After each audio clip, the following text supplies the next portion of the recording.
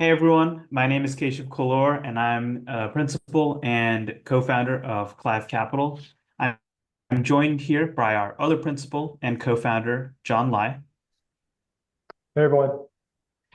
And Clive Capital's goal, we're here to help tech employees primarily and other high net worth individuals passively build private equity investment portfolios to achieve generational wealth and passive income. This is one such investment opportunity, a diversified industrial real estate fund that we are partnering with Mag Capital on. From Mag Capital, we have here today with us Drew Walgren. Hi, how are you? Thanks for joining us today, Drew. We're going to dive into both of our firms here a little bit later today, and we'd love to have you introduce yourself and more about Mag as well. At a high level, this is a 506C investment opportunity available to accredited investors only, likely one of the safest opportunities that will be a part of your investment portfolio without significantly sacrificing on returns.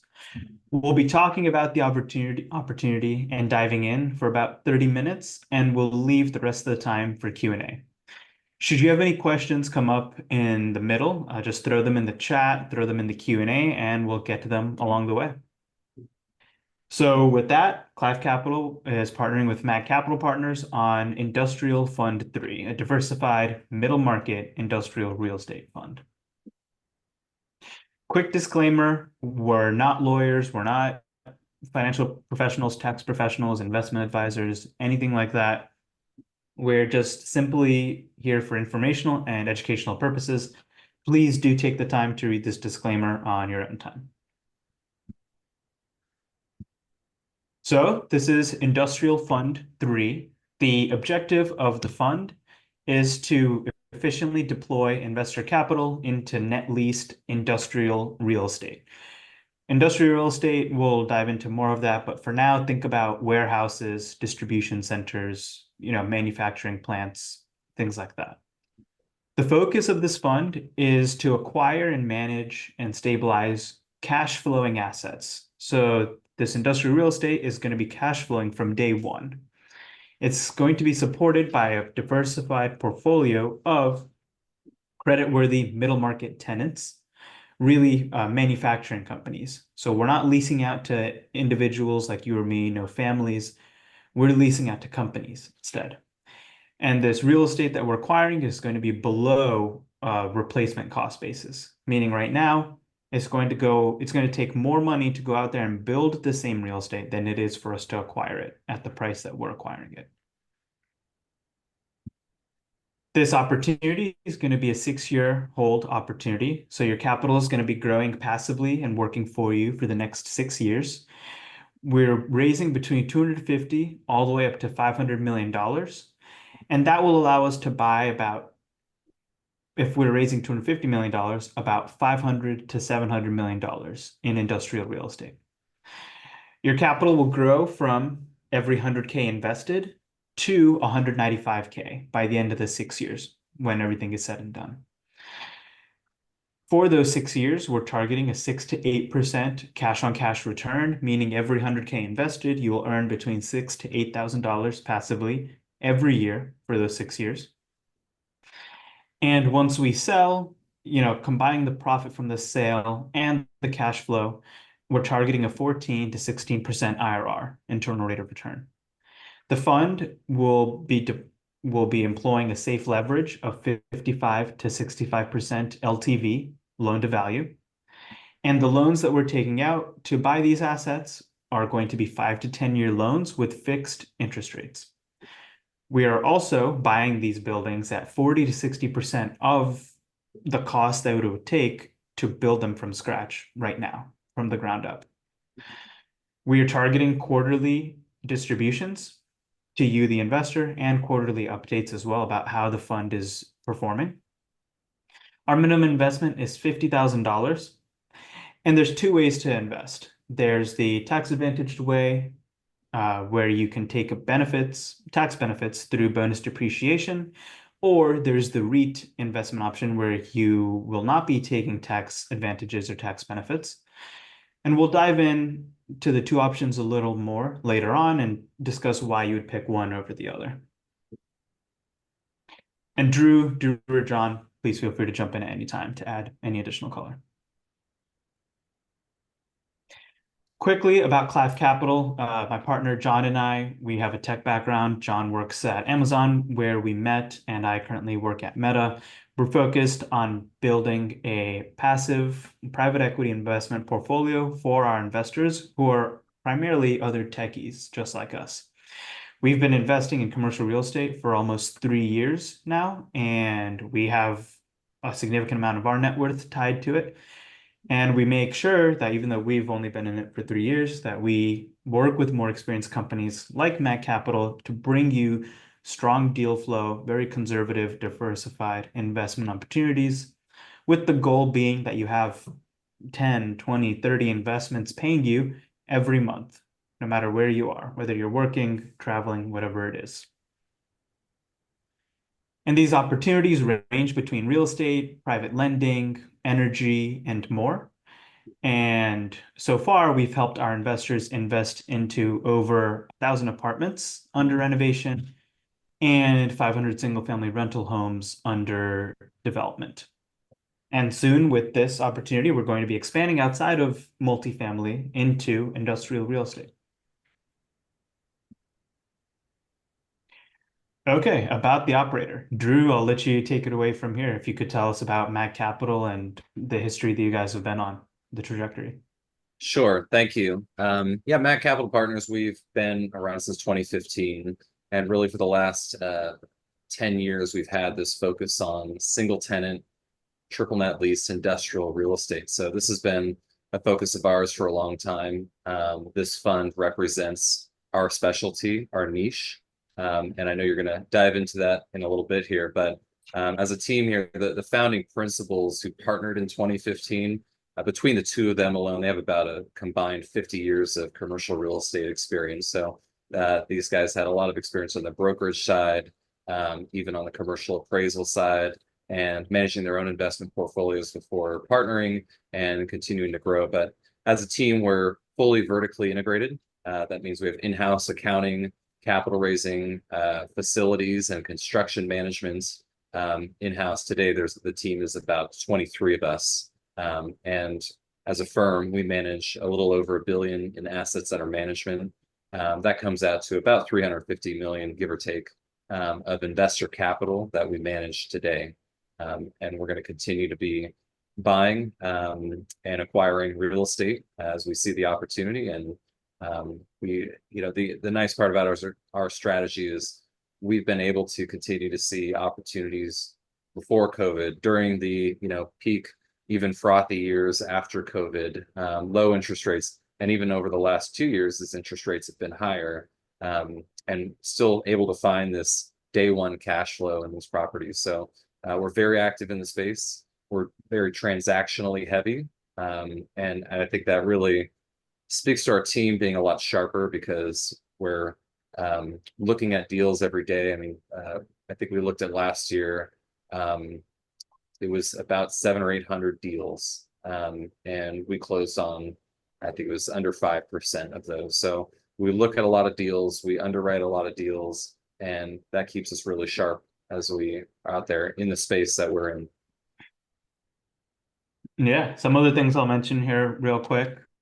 In addition to that great introduction, is that Mag Capital has been around for almost 10 years now. And over that time has already successfully gone from end to end, full cycle, on 34 different opportunities. And across those 34 opportunities, they have successfully sold off, exited $150 million worth of real estate and delivered an 18.1 net IRR to investors. And this is their current portfolio, over 10 million square feet under management across 31 states in the US.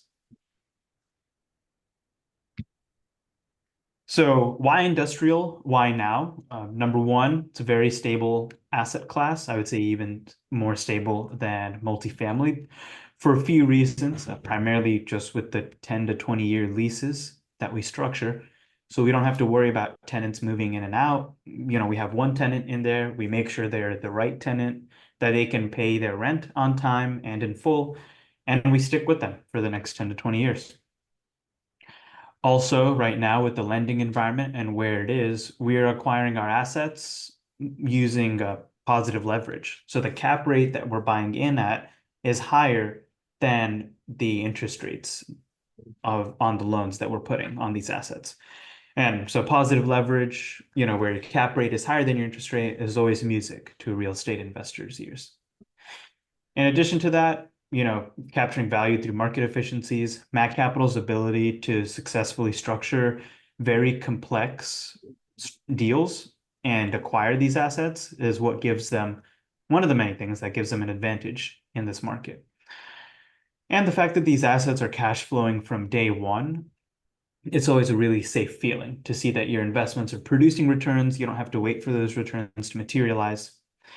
When you combine that with the macro trends, which we'll get into here in a few slides, about how manufacturing is coming back to the US and how we're increasing our domestic logistics and manufacturing capabilities, there's a huge tailwind, a huge driver for demand for these industrial real estate assets, and there just isn't enough supply to keep up with it.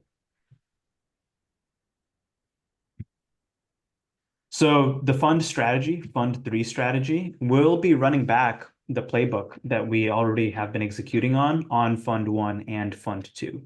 We'll go more into the numbers about Fund 1 and Fund 2 later and just show you how they're performing already. But the strategy here is to use investor capital to buy cash flowing industrial real estate where there's one tenant in there already, one manufacturing company, one distribution company, whatever it is. When we're buying industrial real estate from these companies, we're making sure that this is the right company to buy from and to rent back to. So Mac Capital is a very experienced in-house credit team that analyzes this company, makes sure their financials are healthy, and that they can make these rent payments for the next 10, 20 years. In addition to that, we obviously make sure that the real estate itself that we're buying is in good condition with physical and environmental assessments. And we make sure to structure the lease so that the tenant pays for everything. Any damage that they incur to the building, they pay. Accidents happen. And they also pay for the utilities, the maintenance costs, property taxes, insurance, in addition to the rent. We don't come out, and Drew, correct me if I'm wrong here, but we don't come out, 1 cent out of our pockets. Unlike residential, where you might have to fix the HVAC or something, here it's almost always on the tenant. Yeah, and I'll add to that. We call it fence line to fence line responsibilities on the tenant here. So you've heard of triple net leases that usually, includes insurance, taxes, utilities, and also maintenance, actually. In this case, the tenant's also covering large CapEx items. So that includes roof and structure. That includes HVAC, again, fence line to fence line. And just to go back to what you said about, damage and accidents happening, even natural disasters, we require in our leases tenants to have, full insurance, of course, but also business interruption insurance and even environmental insurance if there's any kind of exposure there with the kind of operations that are happening there, right? If there is a spill and a cleanup required, we're going to look at their operations and see what kind of risk there is there and require an appropriate level of that. And even those policies are covered by the tenants. But yeah, I mean, we get this question sometimes. Hey, what if, this property gets, wiped out by a hurricane because it's in, the Southeast? It's a good question. They would need to rebuild that. And that business interruption insurance would cover rent payments during that period of time. So we're really well protected. And even if these insurance premiums go up as they have in the last couple of years, we're protected from that. So we're heavily insulated from the day-to-day expenses at these properties, which is a great thing. And because of the increases in insurance premiums and property taxes that we've seen, a lot of that due to inflation. Yeah. And so some of the advantages of investing into a diversified fund like this one is, one, you allocate your risk over multiple properties, multiple geographic markets. As you saw, Mag Capital is already operating in 31 states. multiple tenants were renting out to different manufacturing companies, again, different logistics companies, etc., and multiple industries too. So even if the whatever concrete industry takes a hit or the e-commerce industry takes a hit, we can still rely on the logistics industry and some of the other manufacturing industries in our portfolio to hold up our returns. As any great real estate investment will be passing through depreciation if you invest through the direct fund, and there will also be REIT tax benefits as well. And lastly, we also are able to take advantage of economies of scale because we're operating at such a large cost. We can take advantage of, beneficial loan terms, beneficial pricing on labor, on materials, etc. This is just why, these are some slides about why industrial real estate makes sense right now. As you see on the left, the price of industrial real estate on a per square foot basis has been increasing steadily over the last few years. Like, okay, not steadily. There's been some bumps in the road, but also the asking price per square foot when you're renting out to, these companies has been rising as well. Now, you will see that vacancy has been on the rise a little, but we do expect that to come down because of the graph below. You'll see right here that there was a lot of new construction in 2021 and 2022 that had to be absorbed by the market. In 2023 and 2024 so far, you'll see that construction has leveled off in the dark blue, and that absorption, companies renting out that new supply of industrial real estate has gone up a lot.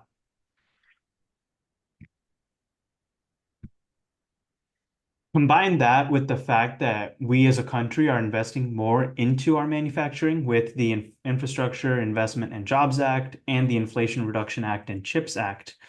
These are direct policies that have come out of just what we've seen out of the supply chain disruption in 2020 and just the increasingly uncertain, world that we live in with all these conflicts going on.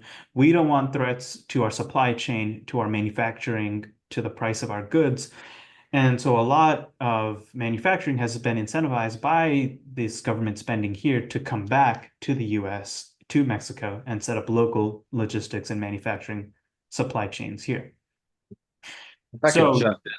Yeah. Okay, Sean, I want to just add to that. I mean, this is a huge tailwind that we see in front of us, a structural change in global supply chains, where global supply chains will always be there, but we're seeing more companies starting to evaluate the many supply chains they have and say, we need to strengthen or mitigate the risk of the supply chains that are most important to us, the critical pieces, right? If I'm assembling a product with a lot of different components, something that's highly engineered, bespoke, that's very important to me, like a semiconductor chip, for instance, or anything else that I can't easily switch suppliers easily, I need to make sure that I have reliability there, because this can really hurt me. And we saw that happen in 2021 and 2022 with a lot of companies. So yeah, there's a lot of geopolitical conflicts and a lot of potential conflicts that are sort of, may unfold over the years. And companies are looking at this and they're starting to make moves. They're starting to say, hey, we're going to start buying from a supplier stateside. Or we're going to set up our own manufacturing of said component stateside. And historically in the last 3-4 years, we've seen a number of different things. COVID was the most obvious one. The Chinese Communist Party shut down provinces. Companies here in the US were stuck. Everyone knows about that one, but the Suez Canal we saw blocked by the Ever Given ship. That they say that costs the economy about $10 billion a day that canal was blocked. So this is a huge disruption in the supply chain. And even recently, the Houthis shot some rockets at commercial shipping vessels. All those ships are going around the Cape of Africa. So a lot more cost, a lot more time, a lot of disruption. And most topical, I read that there's a plan for another dock workers strike. So if you remember in 2021, there were many ships out at sea waiting to unload cargo outside of the Port of Long Beach, which is the biggest port in the West Coast. And a lot of that was due to the dock worker strike. Well, they're planning another one, right? So these are a lot of these factors that are super disruptive to supply chains. And we're seeing a lot of companies starting to mitigate that risk. And even if it's not a cost savings, and even if they're paying more, they realize, hey, we need to have certainty in our supply chains over a penny in the savings, right? So there's a lot of changes that have happened in the last year or two, and a lot of plan changes that will continue. And more of this is even driven, as we show in this graph, by the Inflation Reductions Act and CHIPS Act, where there was a lot of government incentives to build, for instance, semiconductor chip plants here. There are huge tax credits given to these companies, Intel, I know Taiwan Semiconductor, they're getting a lot of incentive to build manufacturing here. So there's this consistently growing demand for industrial real estate, which is going to continue to fuel demand there for new construction and existing product that's on the market as well, which is what we're buying. So, we're not developing ground up construction here and hoping to take advantage of that demand, but it's a massive foundation for the value of the assets that we're buying over the long term, where we know there's a huge amount of demand in this asset class that's really risen to be a darling in the commercial real estate world, right alongside multifamily. We'll continue to have that support. And these are just some final graphs to show kind of the growth that Drew has been talking about. So we see the growth in leasing volume in millions of square feet leased across some of these different subsectors in the industrial real estate market. And then we also see just within manufacturing how vacancy has dropped significantly from the late 90s all the way down to almost 2% here currently. So, as Drew mentioned, we're not developing new industrial real estate. We are acquiring existing industrial real estate through primarily the sale leaseback strategy, which is Mag Capital's bread and butter, their niche that they have mastered over the last 10 years. So how does it work? Let's say there's an a manufacturing company out there that owns their industrial property, a factory, a warehouse, whatever it is. And let's say Mag Capital manages industrial real estate. So Mag will say, hey, I'm going to buy this industrial property off of you. And so the manufacturing company goes from being the owner to the renter of the industrial real estate, and Mag Capital becomes the owner, the landlord. The reason why, we are buying industrial real estate using the sale leaseback strategy, one, the tenant is already in there and they're going to be paying us to rent that space out, right? Because that's where their operations are. It's less of a hassle to move than to work and manufacture and build where you've been building. And two, we're able to structure these long-term 15 to 20-year leases, like Drew mentioned, fence line to fence line, where the manufacturing company is paying for everything and any expense that comes up.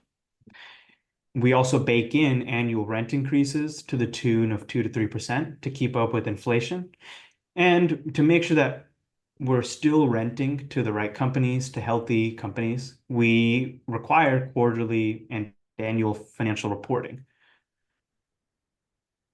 On the other side, why would a manufacturing company want to sell their property to us? The manufacturing company's in the business of manufacturing. They're not in the business of managing real estate, owning real estate. And so for them, property management is just another headache they have to take care of.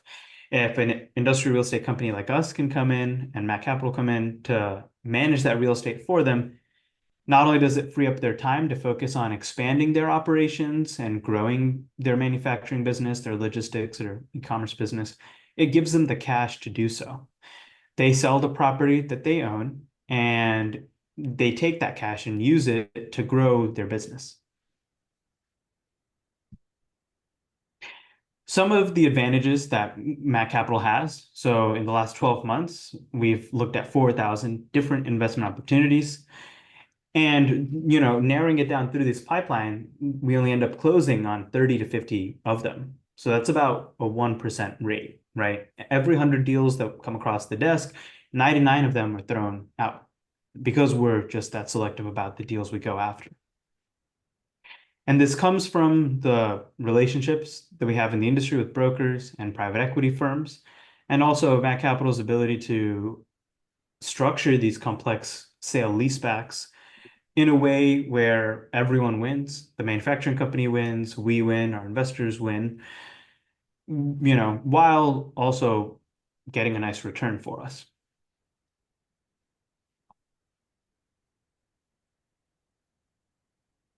And so as with all investments, there's no investment is risk-free, and there are definitely risks here as well. And here's how we're mitigating them. The single biggest risk in an industrial real estate sale leaseback strategy is the tenant, right? Who are you renting out to? Especially because in each building, we only have one tenant. So if they leave, that building's now 100% empty. Now that risk is mitigated by the fact that we're in a fund and we're building 50 different buildings, 50 different, tenants. But whoever we put in there, whoever we're buying from, we want to make sure that, again, they're financially healthy, they can make their rent payments on time, and that they'll stay stable and are pretty recession resistant, even if a downturn does happen. We also make sure that we're going after the right locations. We buy profitable industrial real estate from the tenant, and we make sure that they're critical to the tenant as well, whether it's headquarters, maybe the mothership of their manufacturing operations. We don't want just their, fourth tier manufacturing plant. We want one of their most important operation sites. And defensible real estate, right? One of the big things here is that, let's say it costs $10 million to build one of these buildings right now. We're buying these buildings instead for around 40 to 60% of that price. So $4 to $6 million to make sure that we're getting in at a really good basis.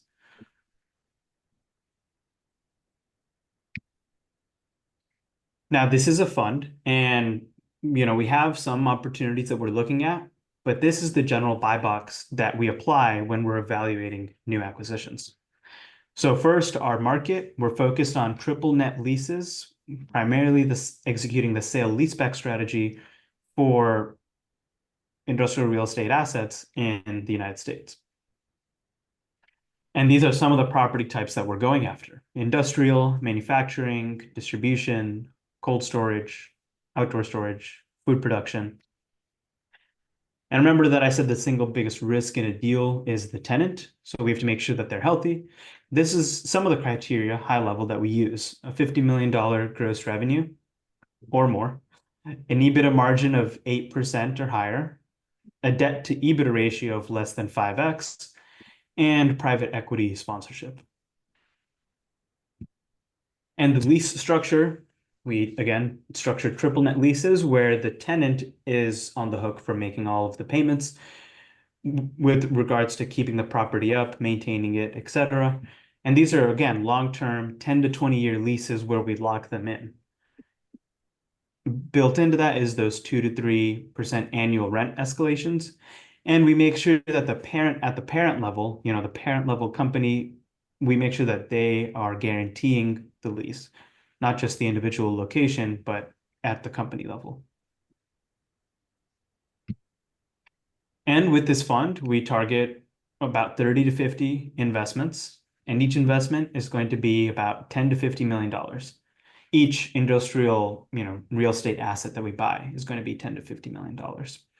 The total fund size is going to be $500 to $700 million based on a $250 million equity raise.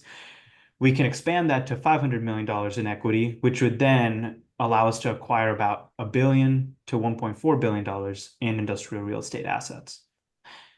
And these assets that we're acquiring at north of a 7% cap rate. Again, this brings me back to my concept of positive leverage. Right now, interest rates are, what are we seeing in the market, Drew, for these assets? Like 5, 6%? Cap rate? No, interest rates on the loans. Interest rates.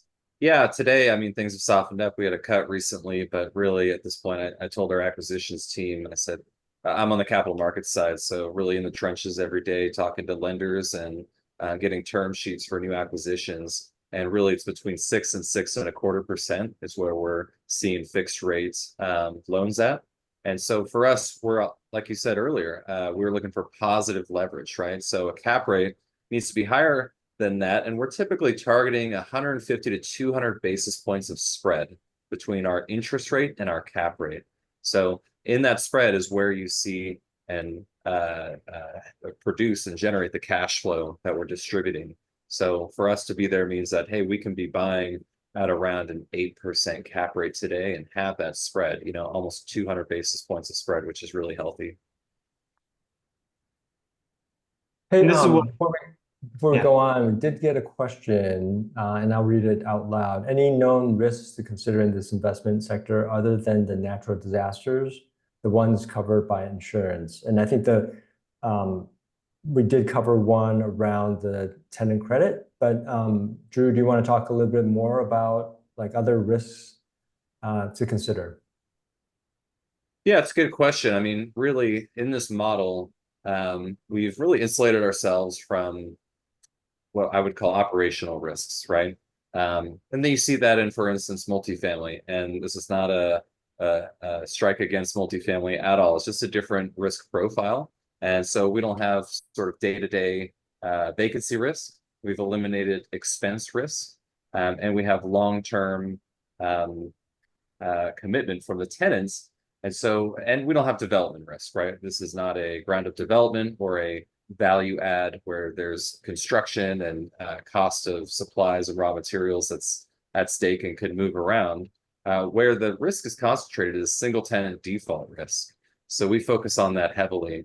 But again, we're insulating ourselves from almost all the other risks that are there. So the risk here is, hey, does this tenant go into bankruptcy and are they unable to pay rent? And do we now end up with a vacant building, right? That is the worst case scenario of one property. Again, we have a diversified fund. When you go back and look through vacancy rates historically, I mean, you look back at 2009, 10, you saw peak vacancy rates in industrial real estate. I mean, probably most asset classes, right? That was about the peak of pain in commercial real estate. And it only got to about 10.5% vacancy, right? So if I were to use that, for instance, and say, if we have the same kind of recession that results in the same kind of vacancy, and the default rate actually was about the same, about 10.5%. So it makes sense you had about the same vacancy rate in industrial real estate. If you take that 10.5% and extrapolated that across a portfolio of these industrial assets, we can easily service debt and work through those, right? So that diversification is huge here. And so, there was a long time where we syndicated individual deals just like these. And then years ago, there was a lot of demand for this diversification, where an investor might have said, hey, I'm going to invest in a lot of your single asset deals. But if someone said, hey, I have 100K, I can't spread it out here, I would love to have a fund. And the fund makes a huge amount of, it's very logical for this investment strategy to say, look, there's concentrated tenant risk, but I'm in a portfolio where not only am I geographically diversified from an asset standpoint, but also from an industry standpoint, a credit risk standpoint. And so we don't have a portfolio of assets with tenants that are all tied to auto manufacturing, for instance, right? And that's a very cyclical industry. Instead, it's very diversified. So, I mean, we talked about that a little bit earlier, but that's how we mitigate for this. And there's a lot more as well. We require quarterly financial reporting on each one of these leases. That's a gold standard for us. Frankly, it's a non-starter. We're not going to do a deal without that, so we can continue to monitor them. There's a huge amount of due diligence up front, which is where you can avoid a lot of landmines, really just on the front end. And we have a fantastic credit analysis team. There's 5 people on that team. And some very institutionally experienced people. And really over time, if we see a tenant run into trouble, there's a lot of layers from, hey, tenant is getting into trouble, maybe it's over leveraged, maybe they're seeing a decline in sales. It's a lot of layers between there and a full vacancy, right?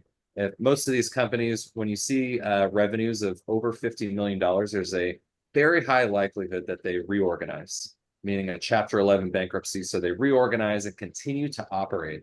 Now, the only way that they can reject a lease like this is if they move out. So for us, really important to us is buying critical real estates for this company. Some of these companies are multiple locations. Some of them are one. Hey, we have 300,000 square feet. This is our headquarters. Our accounting and sales team are in the front. Behind that, they're manufacturing. Maybe behind that, there's a warehouse space with dock doors where they're loading up trucks to ship out to their end customers. But if this is their only space, then they do run into that. And again, it might be over leveraged, they're going to reorganize typically because there's a lot of value, intellectual property in their manufacturing techniques, all of that. So when they go through that, we're in a very safe position because without this property, they don't have a company, right? So we're very focused on critical manufacturing real estate, rather than a company's maybe additional overflow warehouse that might be down the street from their main manufacturing site. That is a much riskier asset to hold because in a downturn or in a slump in sales, whatever that might be, they might say, hey, we need to trim some fat. And that's going to be an asset that they are going to look to default on that lease or get out of through protection, under the protection of the bankruptcy court. We don't want that asset. We want the headquarters. We want that site that's very profitable for the business, that's critical to their organization.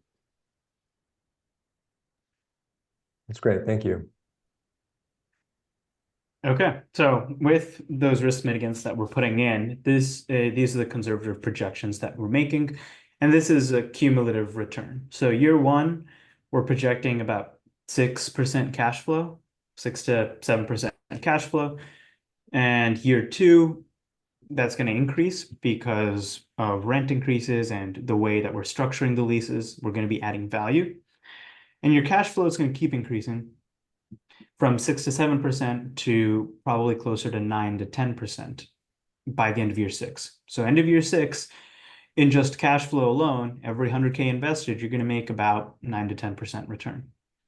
Then once we sell the portfolio, you're going to get your capital back, and that's this light blue or slightly darker blue here.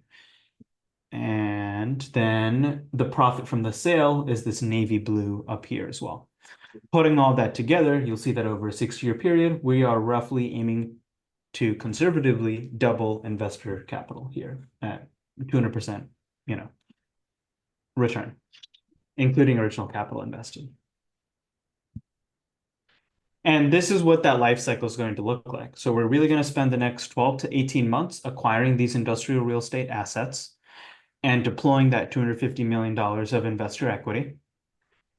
As we are acquiring this asset, we're going to be building in rent and NOI, net operating income escalations, and paying down the debt. And when we're structuring these leases, again, re-engineering, typo, my bad. We're going to be re-engineering these leases using that sale leaseback and triple net lease strategy that we discussed.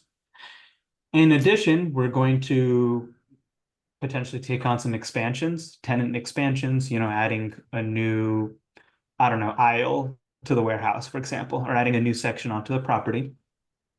And credit enhancements as well, meaning additional layers of security, maybe a personal guarantee from the founder of the company, things like that, that again, just increase the safety of our investment and significantly reduce the likelihood that the company won't be able to make their payments. And really just protecting our capital. When we're looking at how we're going to exit this portfolio in 6 years, we're looking at what market cap rates are going to be, and we're obviously looking at what the market is doing as a whole. Are we in a recession? Are we in an expansion? Are times uncertain? And using that, we have a couple of different exit options in front of us. We have an institutional fund level sale where we just sell the entire fund, all $500 to $700 million of assets to one institutional buyer. We could also file as a public REIT, or we could sell off these industrial assets in small groups or on an individual basis. And again, really the goal here is to maximize investor returns. So when we're looking at different exit strategies and timings, we're always going to do what's best for the investors and their capital. Hey, Chef, could I add in really quick just on some of the upside here that you see in that top box, tenant expansions, reengineering leases, credit enhancements.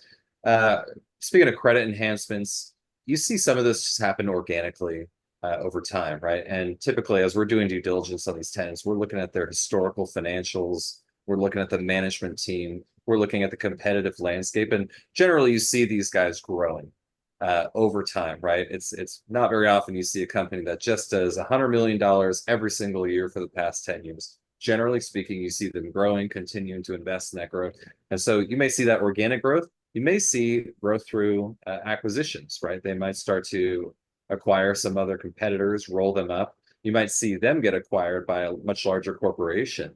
And we try to strengthen our lease language as much as possible around assignment language, meaning assigning the guarantor of that lease to the top level entity above them, right? So if we have a aerospace component manufacturer and they get bought by Lockheed Martin, for instance, that would be a massive credit enhancement there. And the cap rate reflects that. You could take the same asset with a startup, it's going to trade at a very high cap rate. You take the exact same building, but it's the lease assigned by Amazon. It's going to have a very low cap rate because there's very low default risk, right? It's extremely safe. And so there's every shade of gray in between there. So as these companies grow, if you started with a company doing 100 million in revenue and 6 years later, they're doing 250 million in revenue through organic or acquisitions growth, you're going to see a lot of upside there. And then on expansions, this is something we have a lot of experience with. And again, we have in-house construction facilities management. And this is a nice opportunity that we can give to our tenants. This helps us win a lot of deals where we could say, look, we can be your real estate partner for the long term, right? We're buying this property from you, but it's a long-term relationship. We now are becoming the landlord, and we can be a real estate partner and capital partner. You need more space. Hey, we're growing. That's great news, but we need an additional 60,000 square feet for raw materials. Okay, let's map this out. Let's plan this, and we can essentially get construction debt, manage the expansion here, and have a pre-agreed to lease rate per square foot of development. And at the end of that, we're going to sign a fresh lease with a fresh set of term. Usually these are 20-year leases. That's the more common lease term. So even if it's a few years later, we're going to say we're going to sign a new 20-year lease, now including the additional square footage, which is increasing our net operating income. And usually that additional expansion is resulting in a much higher cap rate, right? Based on construction costs, right? Hey, our rent is going to be 10% of construction costs. It's effectively a 10% cap rate, where the value of that might be, 7 to 8%, let's say. So it's a very nice value add. And so I think sometimes people look at these investments and say, there's no upside here. Certainly not true. We find these opportunities where we can without taking additional risk. And an expansion development is a very low risk development, right? I have my tenant right there. We're still cash flowing even during the process of that development, right? Because their lease stands in place. And then as soon as you're done, you get a certificate of occupancy and you strike this new lease for a larger NOI, therefore increasing the value of the property. So really nice opportunity, and we seize those whenever there's an opportunity for it. Thanks, Drew. So at a high level, a lot of this, I guess we've already covered. Again, this is an opportunity for accredited investors only. Here's the definition, some of the definitions. If you just look up accredited investor, you can find other ways to qualify, but these are the primary ways. We are accepting these types of investors, whether you're investing individually or jointly with a spouse or business partner through a 401k, Roth IRA, a trust, LLC, a corporation, a foreign entity even. And these are the fees that we're charging, which we will go into the next slide, or the slide after that. Target debt, we've mentioned 50 to 70% loan to value. And the most important thing that I'll highlight here is the 2% co-GP invest here. It's always great to see, almost necessary to see that whoever you're investing with is putting their own capital into the opportunity. The principals of Mac Capital are investing $5 million between the three of them, Principal Mitchell, G, and Neil Walgren, Drew's brother. 2%, right? So if this expands up to 500 million, then if I understand correctly, Drew, and correct me if I'm wrong, that expands up to 10 million invested. Yeah, well, I want to point out, generally in the industry and historically, we've had a minimum of 5% co-investment. And I just want to give context here. As you get to a very large size fund, this is much larger size fund than previous funds that we've had. Because of that size, the percentage generally get reduced, right? Absolute dollars, you're still talking about a $5 million co-investment coming from the principals here. And one more thing to add on, a lot of the debt, not all of it, but many of the financing that we're getting for each individual acquisition, the principals here at MAG are signing personally on that debt. That's a huge amount of skin in the game. This is recourse debt, as they would call it. In the multifamily side, usually people are using Fannie and Freddie money. That is non-recourse debt. There's some carve-out guarantees, just meaning that you can't sort of flee the country, if you will, but and you have to be doing the right thing. But in general, hey, a property has problems and it gets foreclosed on, the operator can walk away. When we sign recourse debt, that means the principals here are signing the personal assets are on the line. So to me, I love that piece because, hey, there's a huge amount of skin in the game beyond what that co-investment is. Yeah, definitely. Personal assets on the line, that's a different ball game. And lastly, John and myself will be investing as well. We love the investment opportunities that we bring to you, and we would only invest in them if we are investing in them. So we'll be investing right alongside you into this opportunity as well.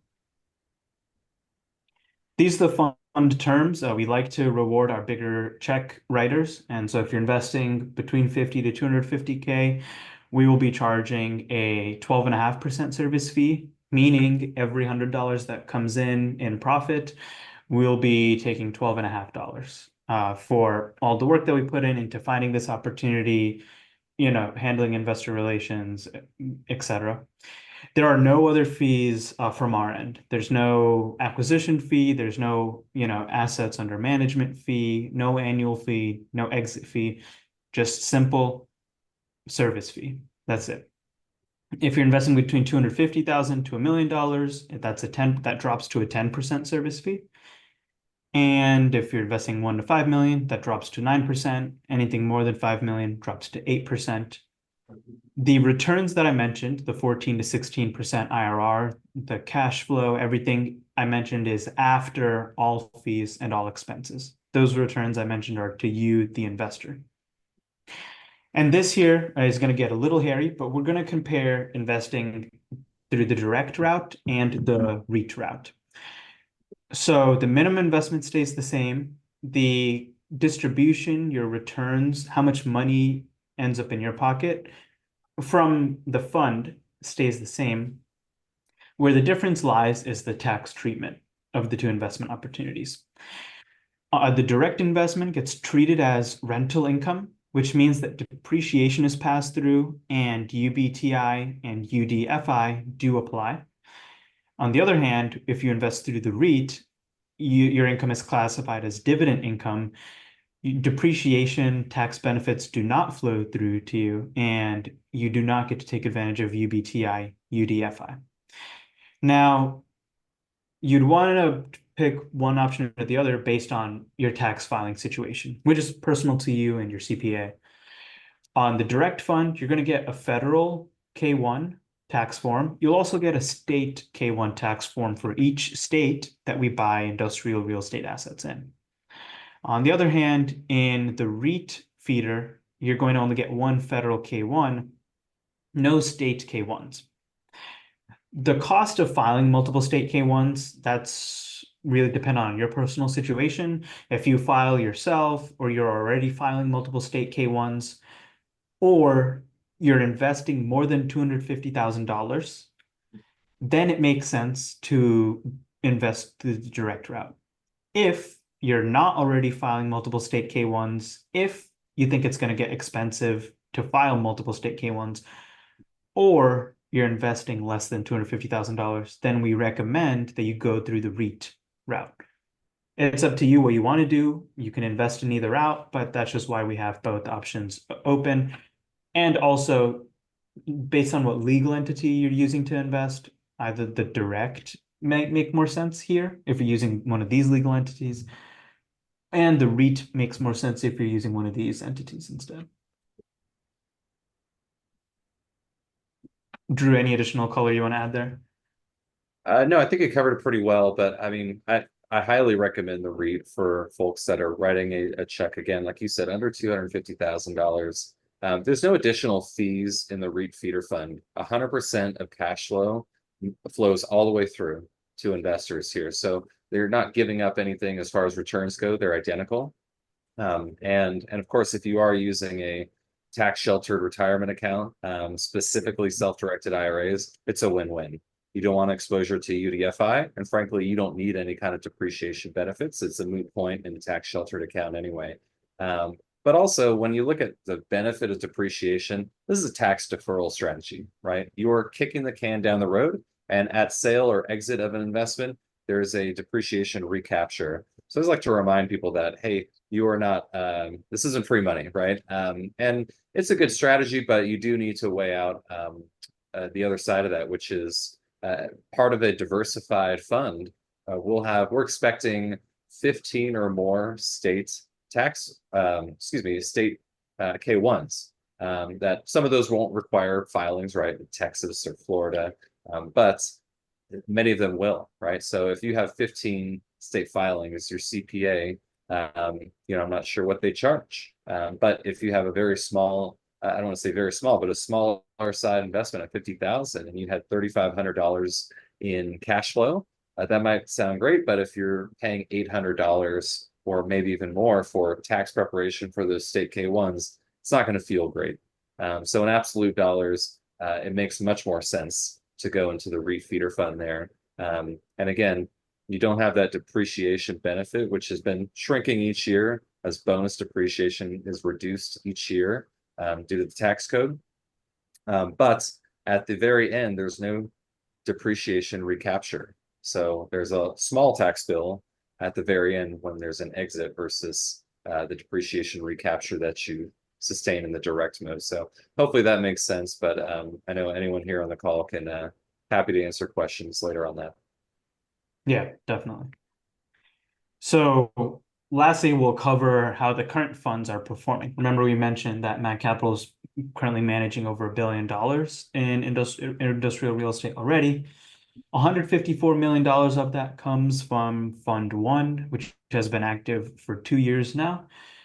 They've bought $154 million of industrial real estate across 15 different states and have been distributing a cash-on-cash return of 6.7%. And it's fully stabilized, fully invested.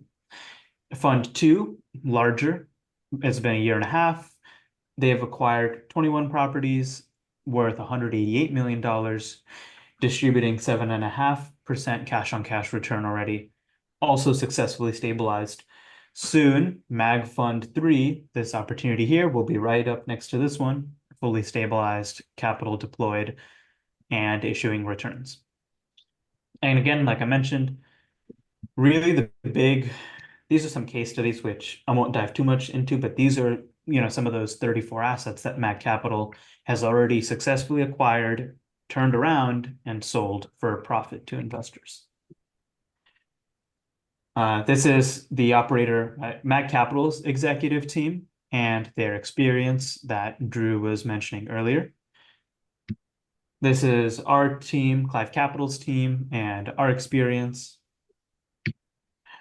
We'll get into Q&A here in a bit. I know we're a bit over time, but these are the next steps for placing your soft commitments. This is our link to our investor portal and QR code. And this is a link to schedule a call with me, or, just shoot me a text or an email, and I'm happy to answer any questions. Again, at a high level, quick summary, that Mag Capital has been doing this for 10 years, executing this very niche strategy, the sale leaseback strategy, which they have used to acquire $1 billion of real estate and manage that. They've already successfully deployed Fund 1 and 2 using the same strategy, and they're going to use that same strategy again in Fund 3.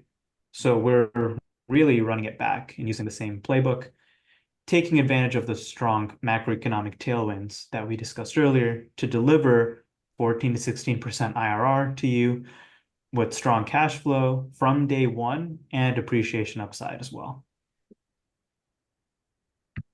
So with that, we'll take any questions that folks have.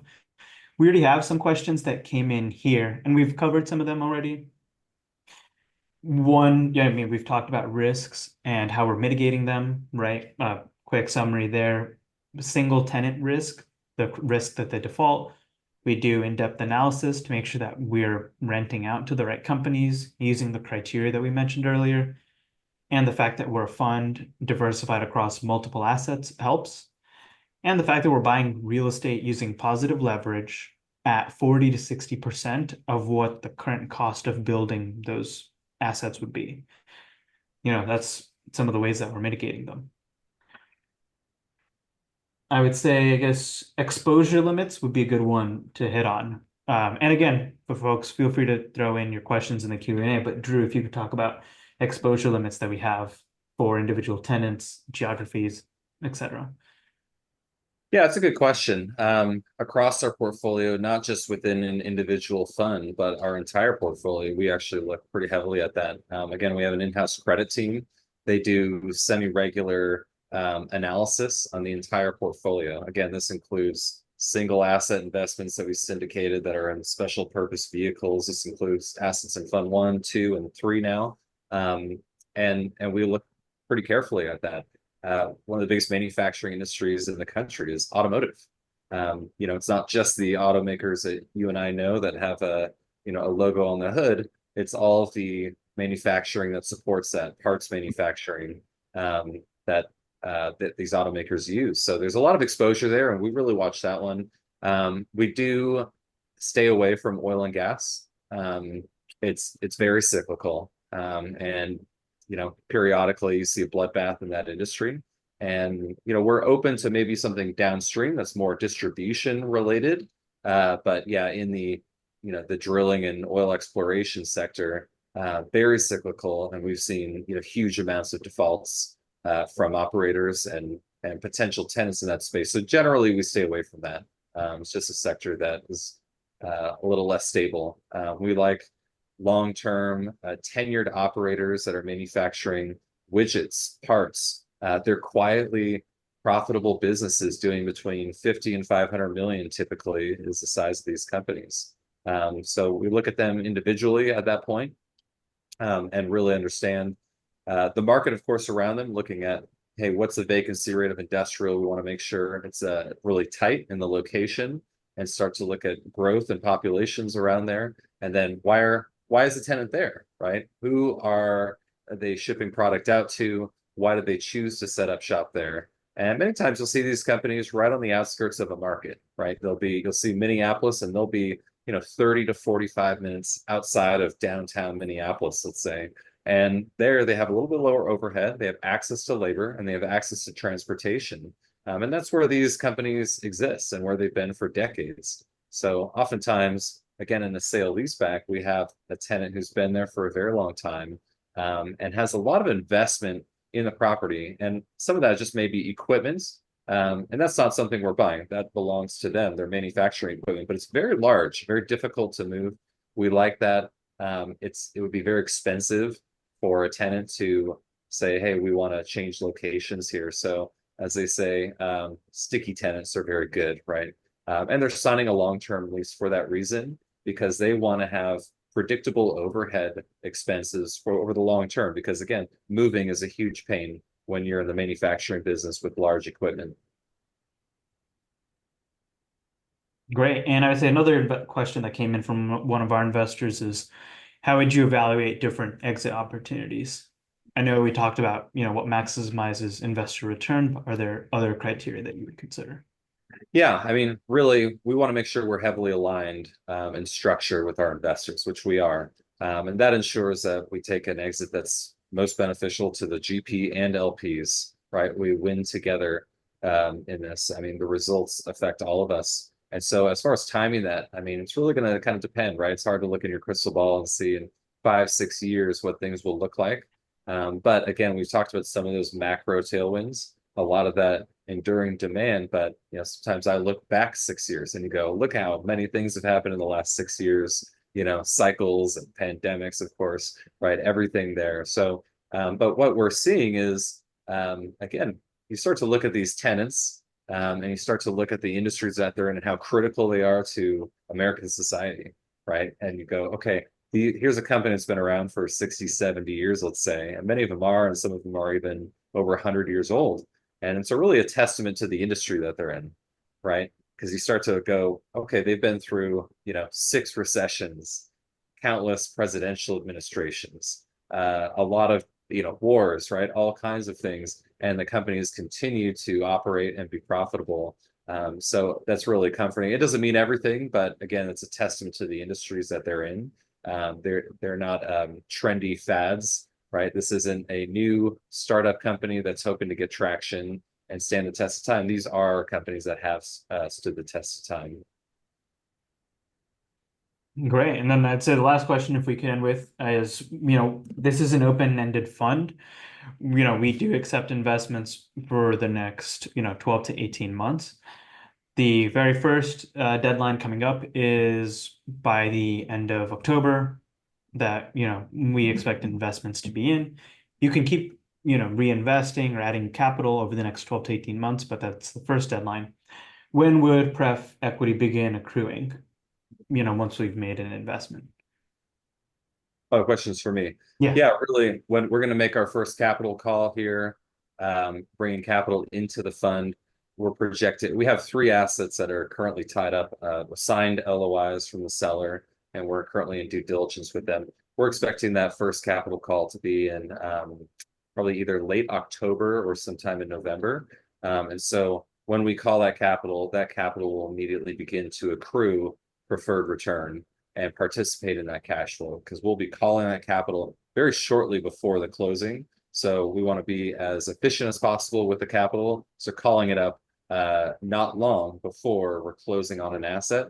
And again, like we talked about with the strategy, and one of the really attractive features is that day one cash flow, right? Hey, this asset is generating very very attractive cash flow, high single digits cash flow from day one. So that's really nice, right? And from there, it's really just continuing to call additional capital commitments as we acquire each additional asset, and then grow that and diversify it. But you've seen the last 2 funds, they've been stabilized with a very nice portfolio in each one of those. And this one will really just be larger in size. Instead of 20 to 25 assets, we'll be in the 30 to 50 assets range. And there's a lot of deal flow that we're seeing. I'll mention one other thing. I know we're kind of getting close to wrapping up and taking questions, but I've had this question recently. Hey, why Fund 3? What's the best fund? I would say we love all our children the same. They're just different. But where are we at in the market, right? Mag Capital Partners has used the strategy for a long time. What's different today? And what's really interesting is cap rates tend to lag interest rates, meaning as interest rates change, and we're seeing that we're now in this down cycle. We got our first rate cut. I think it was just last week or the week before, but we're anticipating additional rate cuts, and we're seeing the downside of this interest rate cycle. As interest rate move, cap rates lag a little bit. And also there's a bit of a delay. Usually you get into contract on a property and you'll be closing 60 to 90 days, generally speaking, after that. So as the interest rates are going down, that spread that I mentioned between interest rates and cap rates is growing, it's fattening. So I'm really optimistic over I don't know how long this downward cycle will be, but I think in the next 6 to 12 months, we're going to see a lot of great opportunities where, hey, this pencil's fantastic today. And as we approach closing, we may continue to see interest rates come down while maintaining that cap rate that we're in contract for. So really attractive spreads there, and it's an exciting time to take advantage of that. And also anything that we're buying today at these higher interest rates, there's a very high correlation between cap rates in triple net leased assets with interest rates versus other asset classes. And so there's certainly a lot of potential for the future to refinance these at a lower interest rate and improve cash flow even further, or sell them, who knows, right? We're targeting a 6-year term, and I think that was one of the questions about looking at an exit and what that looks like. There could be a really hot, maybe even frothy environment in less than 6 years, and we're going to absolutely look at dispositions and sales at that time. If there's some fantastic offers and a lot of appetite for industrial net lease assets, and we can exceed our targeted yields, absolutely, we're going to take advantage of that period of time. And vice versa, if we're coming up to about year 5 or 6 and we're seeing a really inopportune time, we might continue to hold for an additional year. And I'll give you an example. 2023, no one sold anything, right? I mean, if you're an investor here and you've been an LP in different real estate projects, you probably know this for yourself. We saw no one sell anything. If year 6 was 2023, we'd probably continue to hold, but we have a lot of flexibility. We have very long-term leases, so our backs aren't against the wall. We have very long-term fixed rate debt. Our backs are not against the wall. We can continue to hold. And as Keshav said earlier, at year 6, your cash flows increased, right? So you're in a very comfortable position. And, you know, we sometimes talk about it internally as a team. You know, you're always sort of looking to sell right as cash flow is really starting to get good. It's sort of ironic, but if you're at that point, you're in a comfortable position to continue to hold in cash flow until you're seeing a more opportune time to sell. That isn't to say we're going to continue to hold for 10 years, but no one, again, our objectives, or we have a lot of alignment with our investors, and we want a profitable exit, right? And we want to maximize that.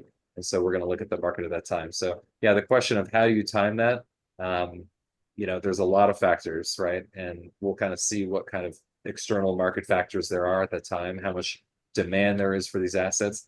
And there's different types of buyers. We might be looking at individual or small portfolios of properties within the fund to sell to smaller buyers, or there may be a huge amount of institutional interest that wants a $500 million portfolio of net lease industrial assets backed by manufacturing companies to add to a, you know, a very giant family office or institutional fund, endowments, what have you. And so that'll also kind of drive that decision. At the end of the day, we're selling these assets, not refinancing. There's a lot of lease term left. If your average lease term is about 14 years at that time, you can see the attraction for a buyer. But yeah, ultimately, who's that buyer and what size trend? Is it a single exit or is it multiple sales of the assets? We have yet, you know, we're going to have to put our finger in the air and see which way the wind's blowing at that time. Great. Well, with that, that wraps up our presentation. We're open to taking any questions now, if any remain. And this recording will be uploaded to YouTube, and everyone will get a replay in their email, so keep an eye out for that. And again, feel free to reach out with any questions.